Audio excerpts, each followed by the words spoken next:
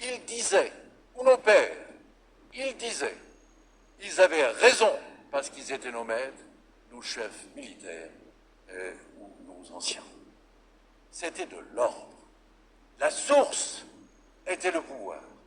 Aujourd'hui, le propos est le pouvoir. Tout ce glissement de l'ordre à la persuasion, de l'ordre au conseil. Et puisque nous parlons d'avocats, notre royaume est le conseil, c'est-à-dire la persuasion.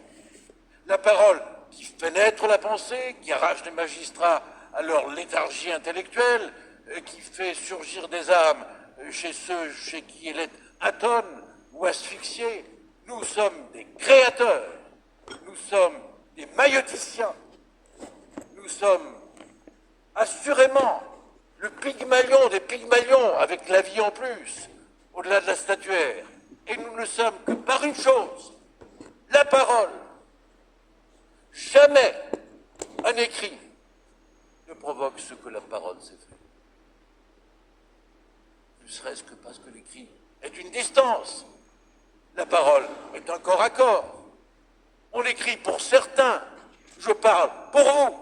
Il y a donc quelque chose de charnel dans la parole qui la fait infiniment plus efficace. Vous me le direz tout à l'heure, madame, dans un murmure. Il y a quelque chose dans la parole qui la rend infiniment plus efficace que l'écrit. Je vous annonce, vous recevrez mes lettres en alexandrin. Elles vous indifféreront.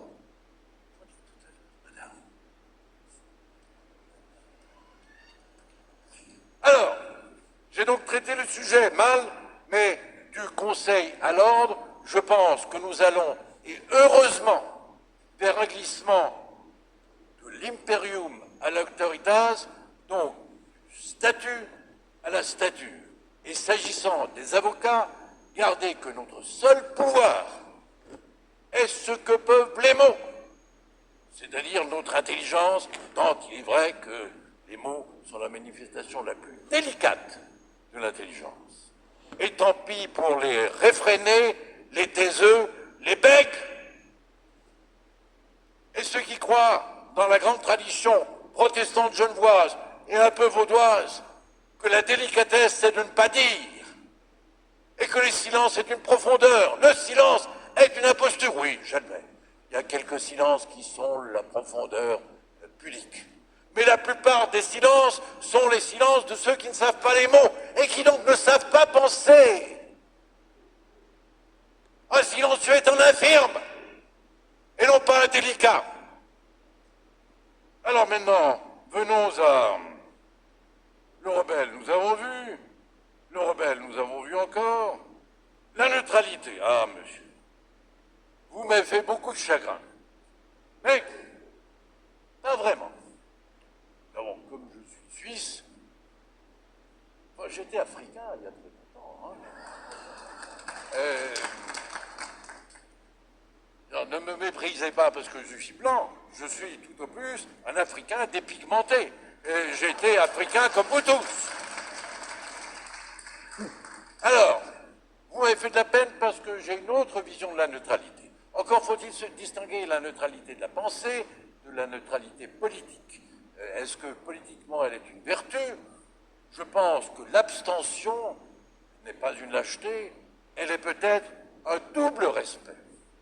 On peut imaginer que l'on respecte d'abord des opinions opposées, notamment des opinions politiques, le respect étant défini non pas comme une adhésion, mais comme une distance.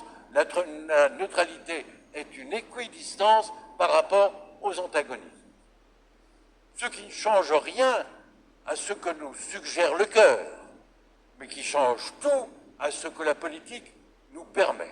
Donc elle n'est pas une lâcheté, elle est une distance, elle est donc peut-être une hauteur qui permet le jugement, mais le jugement sans conséquence. Donc je suis, à titre personnel, mais ceci est indifférent, contre le droit d'ingérence, et je trouve encore plus abominable qu'il devienne un devoir d'ingérence. Je pense qu'il faut laisser les peuples, comme les individus, à leur destin, qu'ils l'accueillent ou qu'ils le combattent.